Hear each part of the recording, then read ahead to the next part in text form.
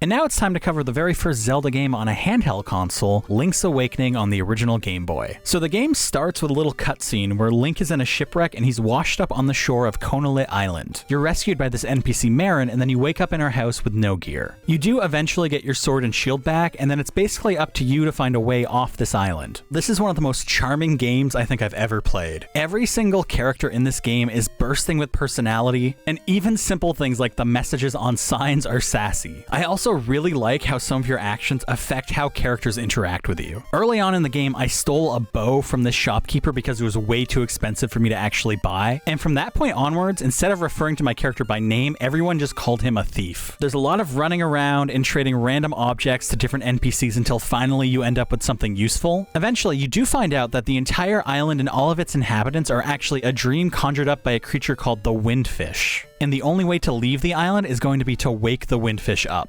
It also feels like this is the game where they perfected the Zelda dungeon formula. And by that, I mean something that's just been repeated in so many games at this point, where you go into a dungeon and there's going to be various obstacles that you can't figure out yet, but halfway through you get a new special item that lets you get past all these obstacles. I will also say that I never found the dungeons confusing enough to actually need a guide. I played this entire game blind. The boss fights I found were a mixed bag. All of the bosses have a lot of personality like all the other NPCs, but they also all have to be defeated in a very specific way, and sometimes it's obvious and sometimes it's not. Something that I really like as a concept as well is just how much you have to use your different items to explore the world. This game has you use your entire arsenal just to be able to traverse the land. Although touching on that, the reason why I like it as a concept more than an actual practice is because of some of the limitations of the platform that it's on. This is a Game Boy game, and there's only 2 face buttons on that original Game Boy that you can use. And because there's so many items that are all useful, you're constantly in menus swapping out your different items just so you can keep going. As well, graphically, it does look good for a Game Boy game, but a lot of stuff does just kind of blend together, especially if you're playing it on the actual handheld. This game is still really fun, and for a handheld game, it has a lot of depth to it. It's definitely a game where there's a ton of potential and a lot of fun to be had there, and most of the issues that I ran into were just because it was on such an old and limited handheld.